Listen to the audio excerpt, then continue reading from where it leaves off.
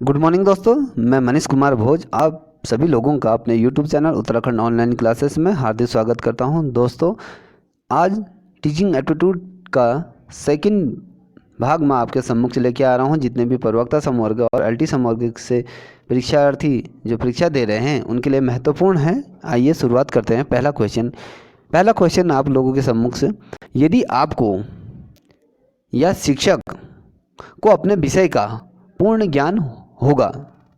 कहने का तात्पर्य है, यदि कोई शिक्षक है तो आपको अपने विषय का पूर्ण ज्ञान होना चाहिए, तभी आप अपने छात्रों को की सभी शंकाओं का समाधान कर सकते हैं। कहने का तात्पर्य है, जब कोई शिक्षक बनता है, जब वो किसी कक्ष में प्रवेश करता है या किसी टॉपिक पर वो चर्चा करता है, उस टॉपिक पर चर्चा करने से पूर्व उसको उस टॉपिक से संबंधित सभी प्रश्नों का अवलोकन होना चाहिए। उसको आना चाहिए कि मैं क्या क्वेश्चन पूछ रहा हूँ और क्या क्वेश्चन का आंसर होगा, ये चीज़ आनी चाहिए।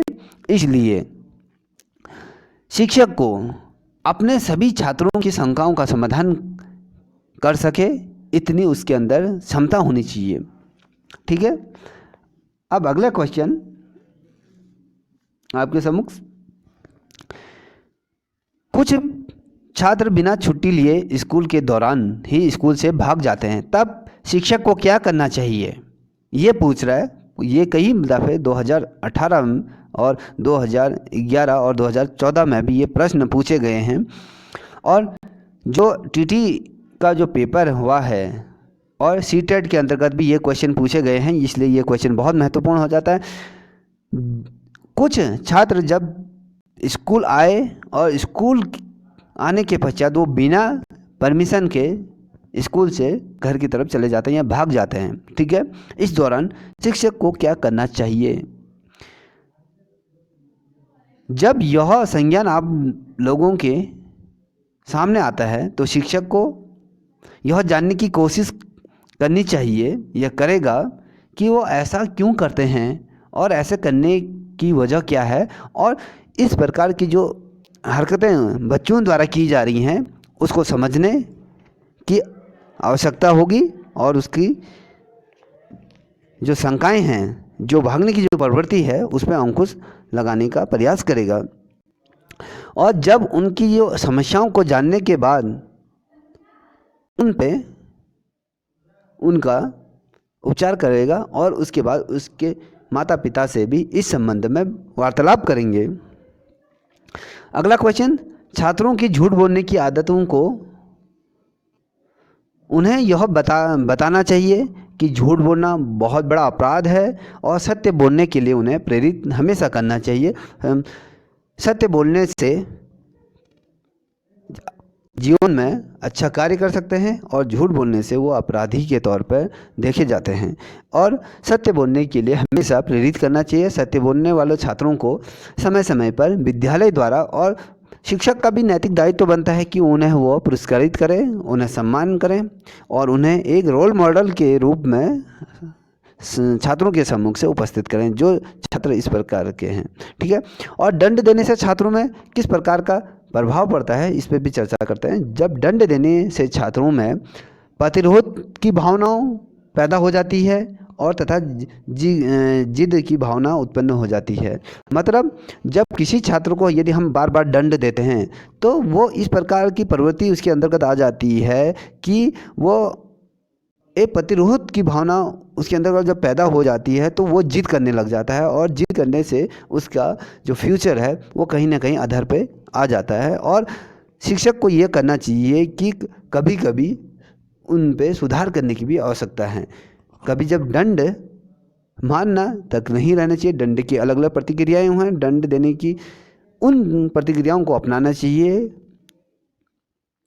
ठीक है, अब पुस्तकालय में भेजने से पूर्व छात्रों को यह निर्देश दिया जाता है। जब कोई टीचर या अध्यापक जब छात्रों को पुस्तकालय की तरफ भेजता है तो शिक्षक का यह दायित्व बनता है कि वह अध्ययन करते समय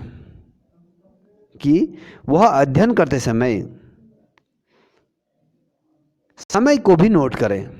कि हमें कितने समय के लिए पुस्तकालय में भेजा गया है। ठीक है, क्योंकि एक समय निर्धारित होना चाहिए बच्चों का कि पुस्तकालय में इतने से इतने बजे तक वो पुस्तकालय के अपना अध्ययन कार्य कर सकते हैं। अब मैं अगले क्वेश्चन की तरफ बढ़ूं।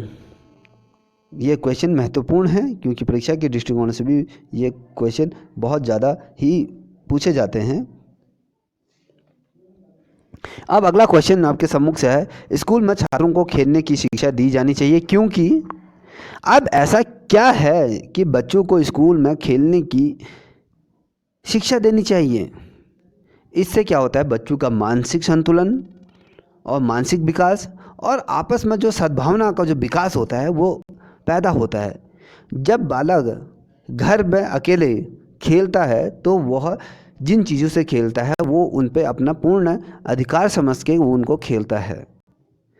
विद्यालयी स्तर पर उन पे सद्भावना का विकास पैदा होता है और एक दूसरे के साथ सहपाठी के तौर पे किस प्रकार से खेलते हैं उस चीज़ का भी विकास बच्चों के अंदर होता है। क्योंकि बच्चा कक्षा और कक्ष के अंदर, यदि घर के अंदर और विद्यालय में जो खेल कूद इत्यादि होता है उसमें कई प्रकार से फर्क होता है। और बच्चा जब घर में अकेला खेलता है तो वो संपूर्ण चीज़ों पे एकाधिकार समझता है, अपने मन मुताबिक उन चीज़ों को ढालता है और उनके आधार पर उनको करने की कोशिश करता है। और विद्यालय में उसका विपरीत तरीके से उसका अनुपालन करता है। और साथ ही जब बालक विद्यालय में अपने सहपाठियों के साथ खेलता है तो एक तरफ का उनके बीच कोऑर्डिनेशन बनता है, आपसी सहयोग बनता है, संतुलन की भावना उनके अंदर पैदा होती है। ठीक है, अगला क्वेश्चन, कक्षा में छात्रों का ध्यान किस प्रकार से रखना चाहिए और क्या स्टडी अपनानी चाहिए? कक्षा में छात्रों का ध्यान छात्रों में जिज्ञासा का विकास करने के लिए प्राप्त कर सके ऐसा प्रयास शिक्षक को करना चाहिए। कक्षा के अंतर्गत जब शिक्षक प्रवेश करता है तो उसका मेन उद्देश्य होना चाहिए कि बच्चों के अंदर जिज्ञासा उत्पन्न करें। जिस टॉपिक पर वह चर्चा कर रहा है उस टॉपिक का उन्हें अच्छी तरह से समझ आना चाहिए और उस टॉपिक को वो कहीं ना कहीं अपने जीवन में पालन भी करे और जो चीज़ हम पढ़ा रहे हैं उसको आसानी तरीके से वो याद कर ले। ये शिक्षक का दायित्व बनता है कि वो इस प्रकार से उसको पढ़ाए। अगला क्वेश्चन है, शिक्षक को प्रत्येक छात्र के साथ किस प्रकार का व्यवहार करना चाहिए? शिक्षक को एक सभी बच्चों के साथ बिना भेदभाव के एक समान व्यवहार करना चाहिए। किसी बच्चे को होशियार, मूर्ख, किसी के प्रति ज़्यादा लगाव इत्यादि नहीं करना चाहिए क्योंकि इससे बच्चों के बीच में एक प्रकार का भ्रम उत्पन्न हो जाता है जिससे कि वो उनको लगने लगता है कि ये शिक्षक उस छात्र और उस छात्रा को पर्टिकुलरली अच्छा मानता है और उसके प्रति ज़्यादा ही आकर्षित है और उनके प्रति ज़्यादा विशेष रूप से वो ध्यान देता है। ऐसा नहीं होना चाहिए। सभी बच्चे समान हैं। जिस प्रकार से 5 उंगलियां हमारी समानांतर नहीं होने के बावजूद भी हमारे शरीर का हिस्सा हैं, यदि एक उंगली में चोट लगती है तो सभी पूर्ण हाथ में दर्द होना शुरू होता है। उसी प्रकार से कक्षा में शिक्षक को यह कोशिश करनी चाहिए कि सभी बच्चों के साथ सामान्य तौर पर बराबर का व्यवहार करना चाहिए। ठीक है, अगला क्वेश्चन है आपके सम्मुख से, प्रश्न हल करने के लिए छात्रों को, जब प्रश्न हल छात्र करते हैं उसमें किस प्रकार का वातावरण होना चाहिए और किस प्रकार के छात्रों को उत्तेजित करना चाहिए, उत्साहित करना चाहिए, प्रेरित करना चाहिए, ये तथ्य को समझाना है। प्रश्न हल करने के लिए छात्रों को समय समय पर को प्रश्न देना चाहिए, मार्कशीट टेस्ट लेना चाहिए, मौखिक टेस्ट लेना चाहिए, आगे आके बच्चों को बताना चाहिए। कक्ष के सम्मुख से प्रत्येक छात्र को बराबर का मौका देते हुए उनसे प्रश्न पूछना चाहिए। प्रश्नों को हल करने के बाद उनमें सुधार की बहुत बड़ी आवश्यकता होती है कि यदि कोई बच्चा किसी प्रश्न का उत्तर गलत दे रहा है तो शिक्षक का दायित्व तो बनता है कि उस प्रश्न को बच्चे को सही तरीके से समझाएं और उसे अच्छे उत्तरों की विवेचना करने में कक्षा में लाना चाहिए। कोशिश टीचर की ये रहनी चाहिए, यदि किसी टॉपिक पर, यदि किसी प्रश्न पर बच्चा अपना उत्तर सही तरीके से नहीं दे रहा है तो शिक्षक का दायित्व तो बनता है कि वो उसे अच्छी तरीके से एक्सप्लेनेशन करने के लिए बच्चों को प्रेरित करे, किस प्रकार से क्वेश्चनों को आंसर दिया जाता है, किस प्रकार से उसे प्रस्तुत किया जाता है, इस पर शिक्षक को विशेष तौर पर ध्यान देना चाहिए। अब अगला क्वेश्चन आप लोगों के सम्मुख से, कक्षा में कुछ छात्र समाज सेवा से भी जी चुराते हैं, एक शिक्षक होने के नाते आपको क्या करना चाहिए? कुछ बच्चे होते हैं हर विद्यालय में, समाज में ऐसे भी, समाज के ऐसे भी लोग होते हैं, जब कोई सामूहिक कार्य की बात आती है, जब कोई कार्य करने के लिए बच्चों को प्रेरित किया जाता है तो उसमें से कुछ बच्चे ऐसे निकल जाते हैं कि वो उस काम करने से अपने आप को बचाते हैं और जी चुरा के अलग कार्यों में अपने आप को व्यस्त कर लेते हैं। ऐसी स्थिति में शिक्षक को उनमें ऐसी जागरूकता उत्पन्न करनी चाहिए जिससे कि उनका संपूर्ण विकास हो सके और उनका जो राष्ट्रीय समस्याओं की जो जानकारी उन्हें देनी चाहिए कि समाज में यदि किसी समस्या का समाधान किस प्रकार से किया जाता है, उनको उस लिए प्रेरित करना चाहिए। यदि मैं बात करूं, जब वो किसी सामाजिक कार्य के लिए, जैसे एनएसएस के माध्यम से कार्य किया जाता है, एनसीसी के माध्यम से कार्य किया जाता है, स्काउट गाइड के माध्यम से कार्य किया जाता है, या विद्यालय में कोई स्वच्छता कार्यक्रम होता है, तब उसमें जब स्वच्छता का जब पखवाड़ा चलता है उसके अंदर जब कार्य करने के लिए बच्चों को कहा जाता है तो बच्चे उससे भाग जाते हैं। उस समय शिक्षक होने के नाते उनके शारीरिक श्रम की प्रेरणा देनी चाहिए कि भैया ये कार्य करने से आपका शरीर भी हष्ट पुष्ट होगा और समाज में आपका सम्मान होगा। यदि आप किसी स्वच्छता कार्यक्रम में प्रतिभाग कर रहे हो तो आपका क्षेत्र का आसपास का वातावरण में भी और जो जिस जगह पर आप रहते हो वहाँ पर भी स्वच्छता रहेगी। यदि स्वच्छता नहीं होगी तो हमारा आसपास का वातावरण प्रदूषित हो जाएगा। ये चीज़ बच्चों के अंदर, एक शिक्षक होने के नाते शिक्षक को इन चीज़ों की जिज्ञासा उत्पन्न करनी चाहिए। अगला क्वेश्चन ये कह रहा है कि कुछ छात्र राष्ट्रीय समस्याओं के प्रति उदासीन रहते हैं, तो आप, जब कोई छात्र किसी राष्ट्रीय समस्या के प्रति यदि उसके अंदर का कोई जिज्ञासा पैदा हो जाती है, समस्याएं होती हैं, उदासीनता आ जाती है, तो उनको उनकी ऐसी समस्याओं के लिए प्रति जागरूक करना चाहिए और उन्हें राष्ट्र की जो समस्याएं हैं उनकी जानकारी देनी चाहिए और उनके समाधान के लिए अपना योगदान देने की बात कहनी चाहिए। जब कोई छात्र राष्ट्रीय समस्या के संबंध में किसी पर चर्चा करता है तो उसको उस संबंध में जानकारी देनी चाहिए।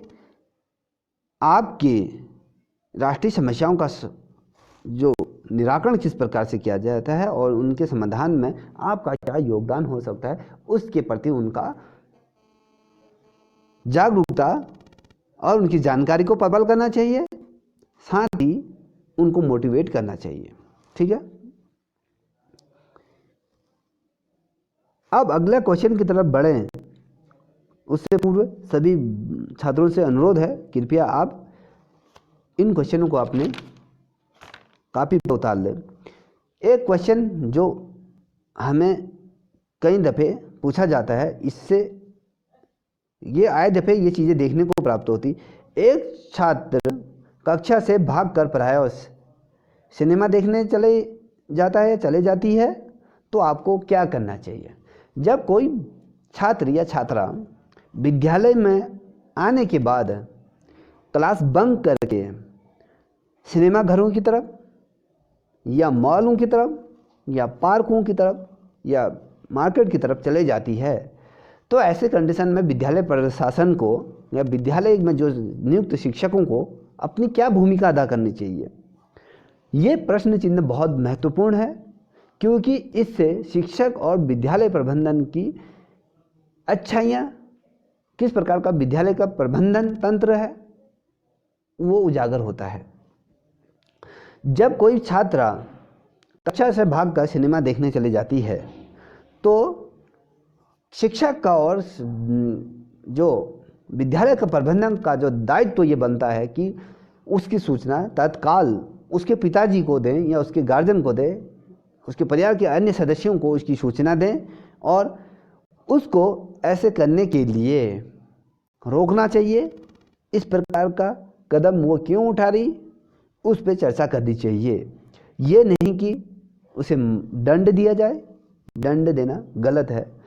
उसकी इस प्रवृत्ति के बारे में उससे पूछना चाहिए, क्या पता वो किसी के कहने पर ये चीज़ें कर रही हों। यदि ऐसी चीज़ें हो रही हैं तो उस पर गहनता से उसका संज्ञान लेना अति आवश्यक हो जाता है।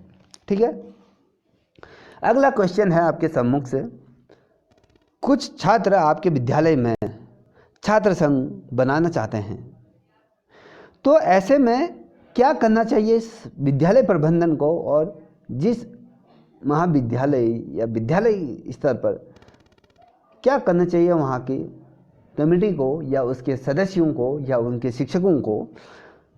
तो ऐसी स्थिति में आपको शांतिपूर्वक उनका सुझाव सुनना चाहिए।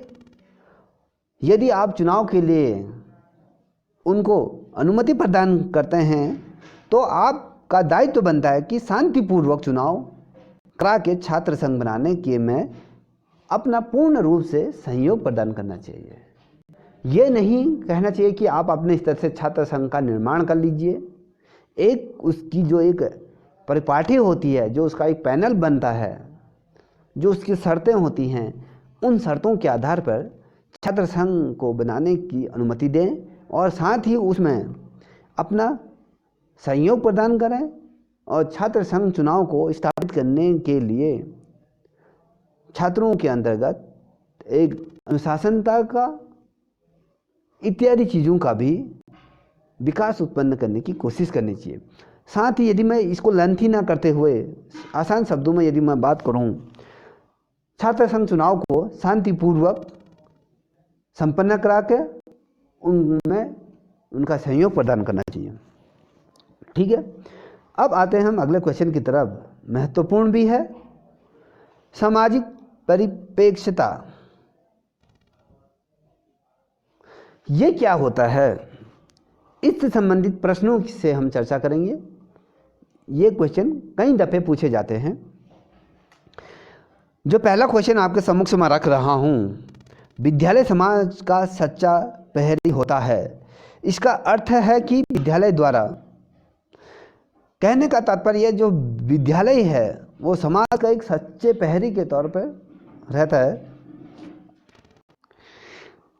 यदि मैं बात करूं उस संबंध में, तो जो सच्चा प्रहरी होता है उसका अर्थ होता है विद्यालय द्वारा समाज के भावी नागरिकों का भविष्य बनता है। जब विद्यालय एक ऐसा साथी के तौर पर होता है जहां से विद्यार्थी का पुनर्जन्म का विकास होता है। कहने का तात्पर्य विद्यालय में जब विद्यार्थी आ जाता है तो समाज के प्रत्येक दायित्वों के बारे में उसको जानकारी होते हैं और हम एक ऐसा कोशिश करते हैं, एक ऐसा राष्ट्र निर्माण करने की कोशिश करते हैं जिससे कि छात्र उस राष्ट्र की परिपूर्ति कर सके और समाज का एक भावी नागरिक बनने में विद्यालय सहयोग प्रदान करता है।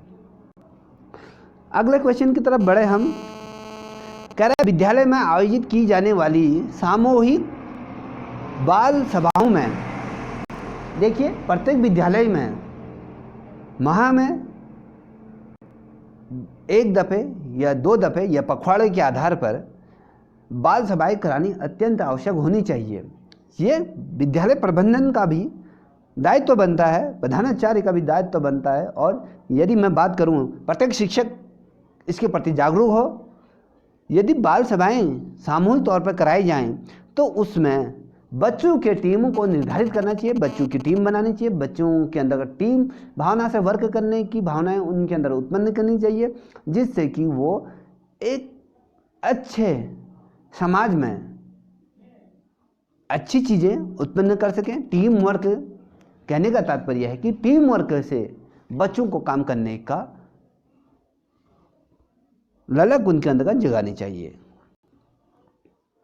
और यदि मैं बात करूं नेक्स्ट क्वेश्चन की, ये है विद्यालय परिवेश को बेहतर बनाए रखने के लिए क्या करना चाहिए। जब विद्यालय का वातावरण अच्छा होगा तब जाके वहाँ के विद्यार्थी, वहाँ के शिक्षक एक अच्छा परिवेश बनाने के लिए सफल होंगे।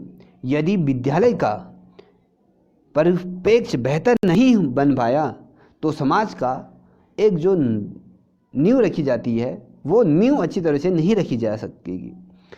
उसके लिए शिक्षकों को परस्पर संबंध, विद्यार्थियों पर परस्पर संबंध स्थापित होना चाहिए, दोनों के बीच में एक अच्छा कोऑर्डिनेशन होना चाहिए।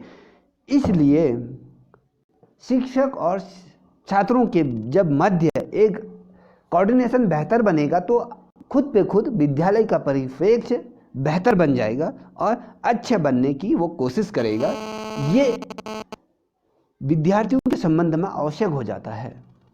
शिक्षक होने के नाते भी ये चीज़ अत्यंत आवश्यक हो जाती है, क्योंकि इसके अंतर्गत विद्यालय की परिप्रेक्ष्य की बात हो रही है, जिससे अच्छा समाज का निर्माण हो सकता है। हमारा टॉपिक क्या था? सामाजिक परिप्रेक्ष्यता, मतलब समाज में विद्यालय का क्या भूमिका है, उसके अंतर्गत जो छात्रों की क्या भूमिका रहेगी और छात्र छात्राओं का उसमें किस प्रकार से योगदान होगा, इस संबंध में संबंधों को बयां करने की बात है।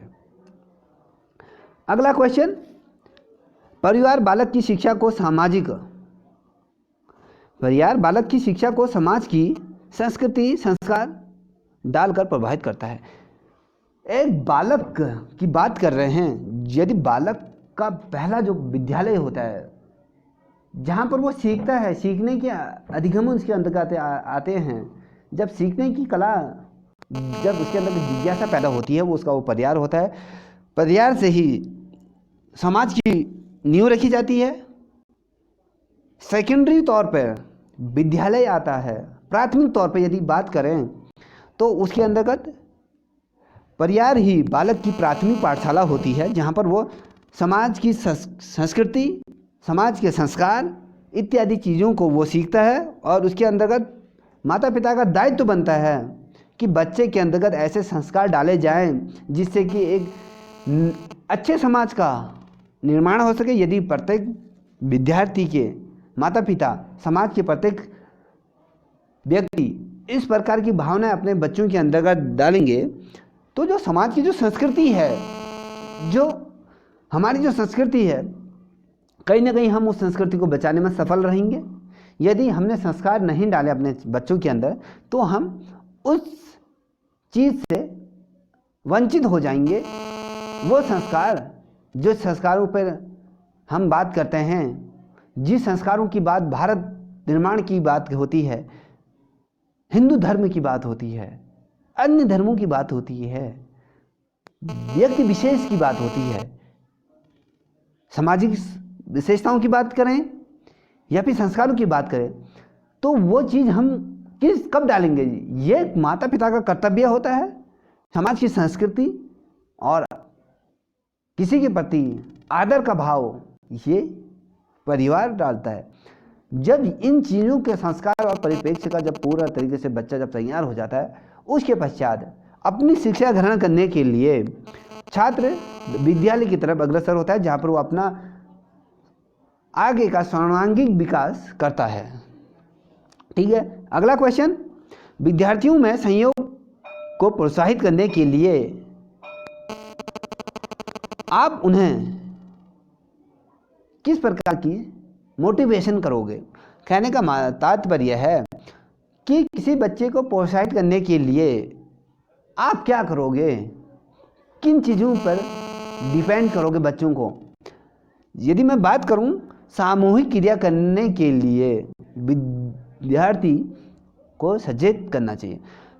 विद्यार्थियों में सहयोग को प्रभावित करने के लिए आप उन्हें सामूहिक क्रिया करने के लिए कहेंगे और उनके अंदर इस प्रकार की भावनाएं उत्पन्न करेंगे। और अगला क्वेश्चन, हमारे समाज में भ्रष्टाचार का बोलबाला है, इसमें कोई दो राय नहीं है। इस विचार के प्रति आपकी धारणा है कि मैं इसे दूर करने हेतु क्या करना चाहिए। यदि हम देखें, यदि बात करें, समाज का प्रत्येक वर्ग और प्रत्येक स्तंभ में आज भ्रष्टाचार पूर्ण रूप से अपनी जड़ें फैला चुका है। यदि किसी भी कार्य को कोई करता है, उसके अंतर्गत ये देखा जाता है समाज का प्रत्येक पृष्ठभूमि में भ्रष्टाचार अपनी चरम सीमा पर पहुंच चुका है। अब इस भ्रष्टाचार की धारणा को दूर करने के लिए शिक्षकों का और विद्यालय प्रबंधन का यह दायित्व बनता है, शिक्षा में कुछ ऐसा परिवर्तन किया जाए, बच्चों के अंदर को तो कुछ ऐसी एक्टिविटी को लाया जाए जिससे कि इन चीज़ों से उन्हें विमुख रखा जाए और शिक्षा में कुछ ऐसा परिवर्तन करना चाहिए। ठीक है, जब बच्चे के अंतर्गत इस प्रकार की भावनाएं उत्पन्न हो जाएंगी तो शिक्षा के विकास में बहुत महत्वपूर्ण योगदान दिया जाएगा। ये चीज़ें महत्वपूर्ण हो जाती हैं। हमारा जो भ्रष्टाचार का स्तर बढ़ रहा है दिन प्रतिदिन, उसके अंतर्गत छात्र छात्राओं का यदि सर्वांगीण विकास हो जाए, शिक्षा में कुछ परिवर्तन करना अत्यंत आवश्यक हो जाएगा। ठीक है, इससे पूर्व के क्वेश्चन हम अगले वीडियो में देखेंगे। यदि आप लोगों को ये वीडियो पसंद आए, please subscribe, like and share कीजिए और अधिक से अधिक लोगों को ये शेयर कीजिएगा।